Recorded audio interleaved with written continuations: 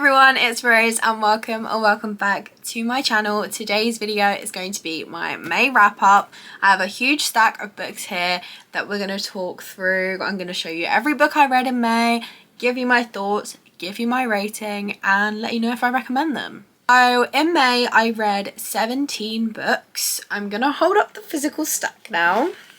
Here is the stack of books I read in May. Also, I think I read some books on my Kindle and listened to some audiobooks. So let's start with the physical ones and then I will tell you the ones that I don't have here with me today. So first up we have The No-Show by Beth O'Leary. This is a library book copy and I listened to the audiobook of this one. I really enjoyed it and I rated it 4 stars. So the premise of this book is you're reading from 3 different women's perspectives and they all got stood up on the same day by the same guy. So you think the premise of the book is the guy is dating 3 women at once. So you spend the whole book being told to hate him, but then there's a twist that makes him redeemable in my eyes. A lot of people disagree with me, but I really enjoyed it. A lot of people don't like the ending, but I really liked it. I rated it 4 stars. It was really fun. It was really emotional and really good. Moving on, I also listened to Carrie Soto is Back by Taylor Jenkins Reid. I rated this one 4 stars as well. This is about Carrie Soto and she's back. She's a tennis player. She beat a world record and then it's like years later and someone's gonna beat her record. So she goes back, she comes out of retirement to win her record back basically. But there's so much more than that going on. The family dynamics, I'm gonna tear up just thinking about something that happens towards the end. It was so good. Really well written. I really enjoyed it. 4 stars. And then I listened to Lessons by Ian McEwan. I actually got a NetGalley audiobook arc of this book. And thanks to NetGalley for the copy. I did rate it 2 stars. Huge trigger warnings. My story graph is linked below where I put all the trigger warnings that I can think of for the books I read. Please check them. This book it just spans this guy's life from basically birth to death. It goes through the war. There's just a lot of talks about the war, which just is not my thing. It was quite boring to me.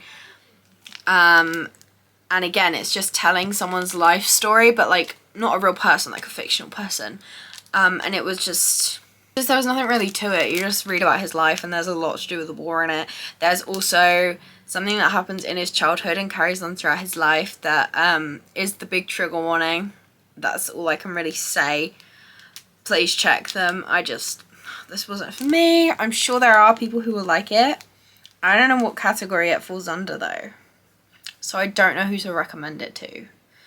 But I'm sure there are some people out there. Just not me.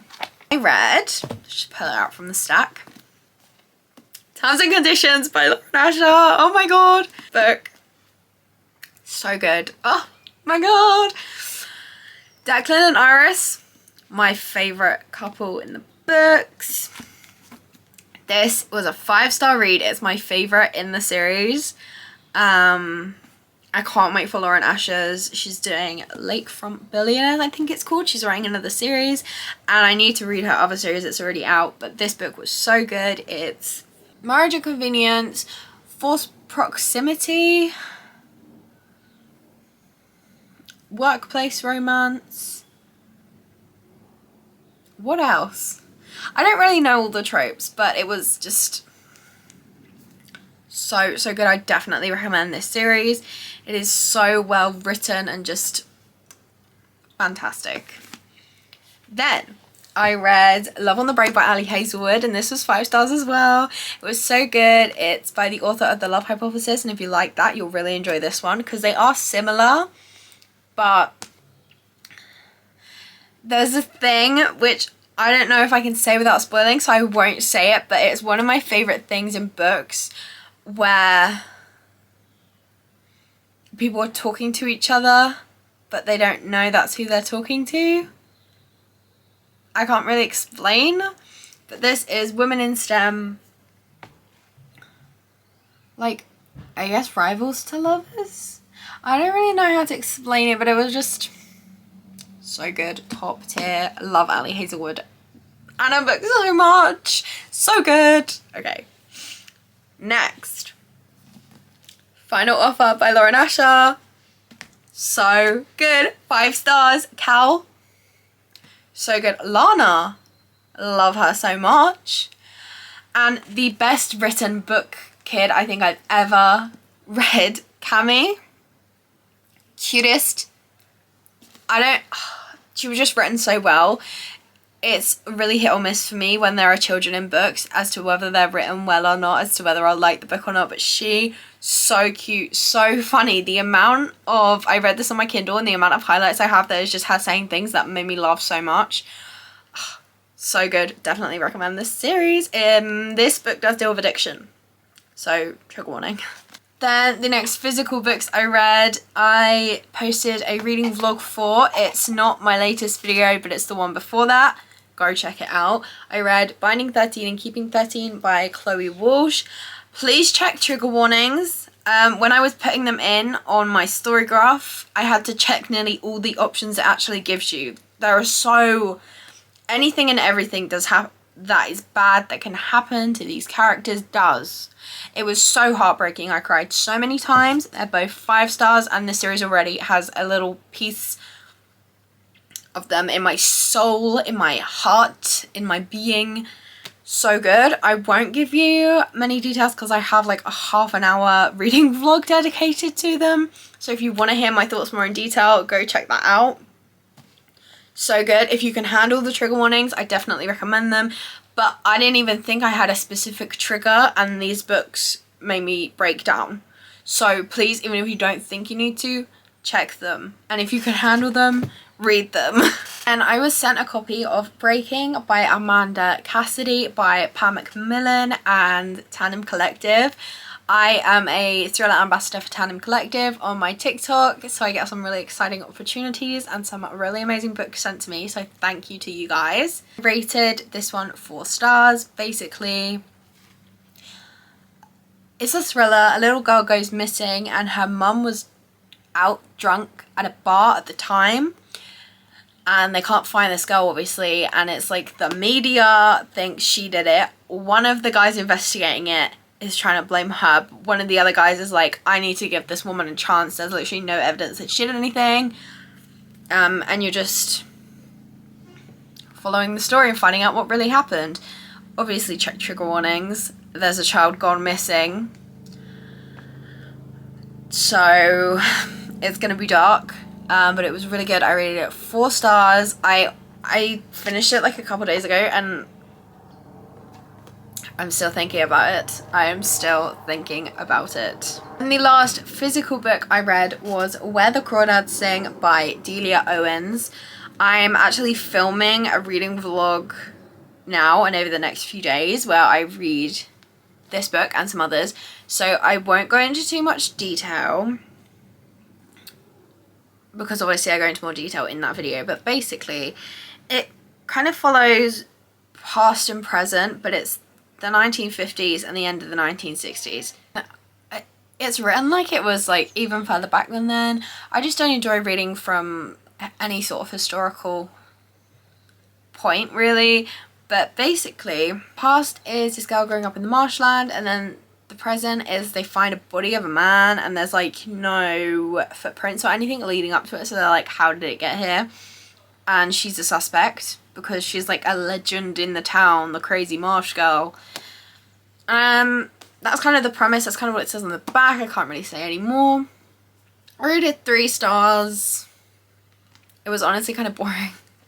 I didn't really like, you know, the writing style. It kind of dragged on a bit, but like there's mysteries within her family that were interesting to unravel. It did keep me going till the end. Like, I did want to keep reading. So 3 stars. So that's all the physical books I read. I listened to Nerd Crush by Alicia Emmerich, which was provided to me by Libro FM. It was a May ALC Influencers pick, I think. It's a rom-com. I learned a lot about cosplay. It has the trope that I was talking about earlier, where so the girl is really into cosplay, so she's obviously on like Twitter and things like that. She is talking to this guy that she really likes in real life, but it's through email and he doesn't know who it is in real life, but she does. And she's like, he really seems to like this online version of me, but he doesn't notice me in real life. So is he really gonna like me if I tell him the truth? And it's like, I learned a lot about cosplaying, and it was also really, really sweet and really fun. I would definitely recommend. Thank you to Libra FM. Famous for a Living by Melissa Ferguson. This was provided to me by Libra FM as well. So it was really fun, actually. It was about this woman who's famous on social media, and she's facing cancel culture, but like the blame was wrongfully put on her because she was involved with someone who got cancelled, but she didn't really know like at all what was going on until suddenly her account had like thousands of like hate comments. So she goes to stay with her uncle in this, like, in the middle of nowhere, and she meets a guy who hates everything to do with social media. He has like a flip phone. And she learns basically how to live without her phone. Really good. I rated it 4 stars. NetGalley reached out to me. I don't think it was like NetGalley themselves. It was the publishers who reached out to me through NetGalley and asked me if I wanted to review volume 2 of True Beauty by Yaungi, I think. Because I reviewed volume 1, which I also got from NetGalley like a few months ago. It was really good. It's this girl who gets bullied because of how she looks, and then she learns makeup basically, and then she becomes really popular. And I really liked this one, how it was starting to get to the point of beauty is more than just what you look like. True beauty is more than just skin deep. And I rated it 3 stars. I will definitely be continuing because I want to know where the story goes. And it was good. I'm pretty sure it's on Webtoon as well. I listened to Sing Me a Secret by Julie Houston, and I rated this one 3.5 stars. There are a lot of content warnings for this one, even though it's kind of like lit fic and it's all like, it's not described in a traumatic way, but there are a lot, as you can see. My story graph is linked below where you can find this review where I put all the trigger warnings. Thank you to NetGalley for sending this to me. So this is about 4 sisters. One of them is a famous singer dealing with an abusive relationship. One of them is a doctor. One of them is a teacher. One has a marriage that's falling apart. And they all have secrets that slowly get revealed, and it was honestly so fun, but so disturbing when you find out like all the ins and outs that happen, and they're just kind of acting like, oh, this is life, and I'm like, that is like some of the darkest things I've ever heard. So please check trigger warnings, but thank you to NetGalley. I did enjoy it. Also read Vicious Little Liar by Daniela Romero through NetGalley, so thank you to NetGalley. I rated this one 2 stars.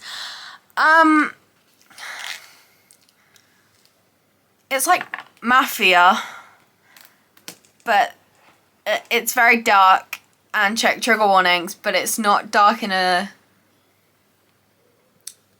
I don't know, there's no consent in anything, I'll just say that. And she like gets kidnapped and, oh. Anyway, it was It was, I think, like 200 and something pages, but I feel like it should either have been a novella or been like a full-length novel, because a lot of things happened, but it was all a little bit rushed and all didn't quite make sense, and I just didn't like any of the characters. I didn't enjoy this one, and I rated it 2 stars. If you do want to read it, check trigger warnings, but I wouldn't recommend. I always hate saying that because I feel mean, but I wouldn't recommend. I listened to Wild Things by Laura Kay, which was, again, through NetGalley. I made a good point this month of trying to get through all my NetGalley arcs. This was really cute. It has found family. It has a lot of queer characters. There was lesbian, bisexual, gay, transgender, I think. And there was more, but I'm just blanking, but it was really good. I did rate it 3 stars because it was a bit boring in the beginning, but there's like friends to lovers between 2 women, which is just the best thing to read about ever. It made my heart so happy to read. I definitely recommend it. It was so good. And lastly, I read Powerless by Elsie Silver, and I rated it 3.5 stars. This is friends to lovers, which usually I don't really like it. It's one of my least favourite tropes, and I like this book because it was Elsie Silver and I love her writing, but I didn't like the actual tropes of the book, which is why it was only 3.5 stars. I know I just said I loved the other book because it was friends to lovers, but that was because it was 2 women. Maybe I'm biased, but you know, that's the truth.